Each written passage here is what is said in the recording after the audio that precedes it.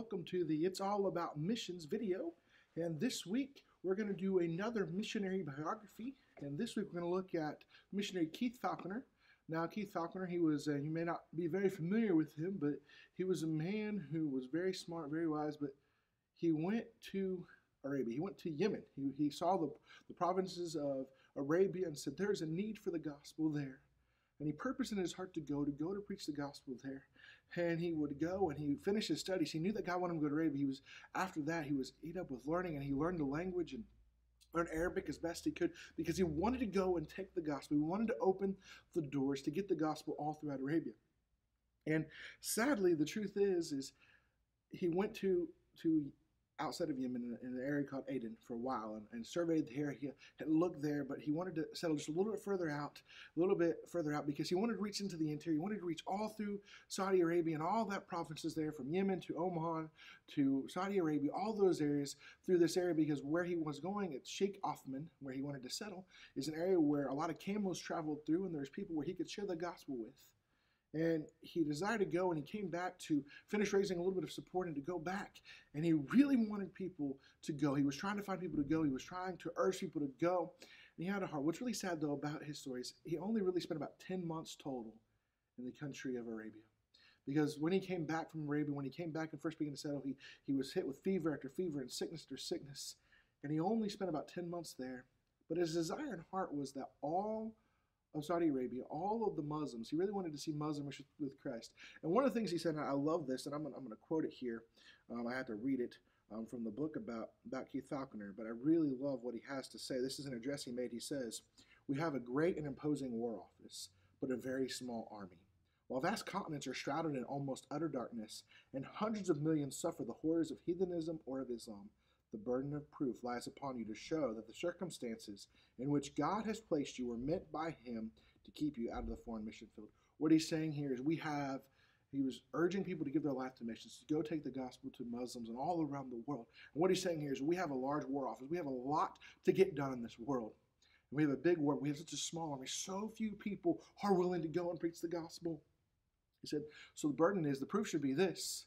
Instead of you saying, oh, God hasn't called me to the mission field, you should prove and say, okay, no, God has called me to stay here. And you got to prove that God has shown you to stay in the United States or stay in England or stay wherever and not go.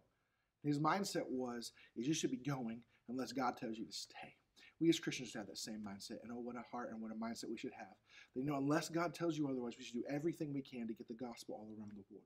That we should do what we can to preach the gospel and to see Saudi Arabia, to see Yemen, to see Oman, to see the Muslim world, to see the whole world reached with the gospel.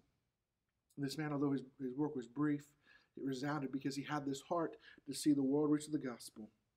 It says this, he had a purpose.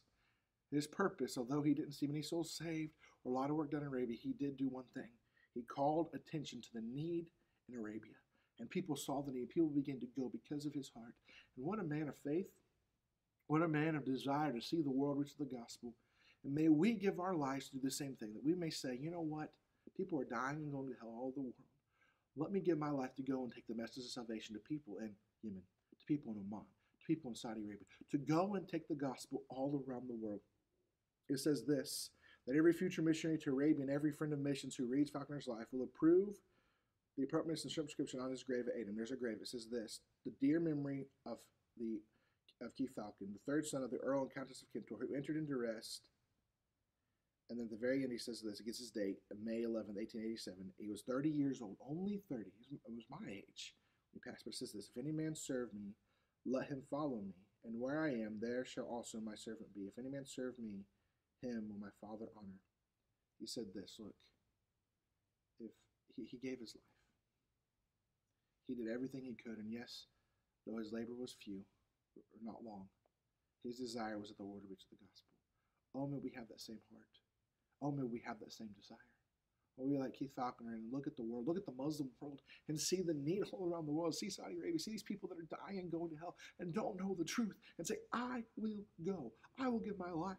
God hasn't called me to stay. We must go. I want to challenge you to give your life to get the gospel all around. Let's do everything we can to see the world reach with the gospel in this generation. Thank you for joining us on It's All About Missions.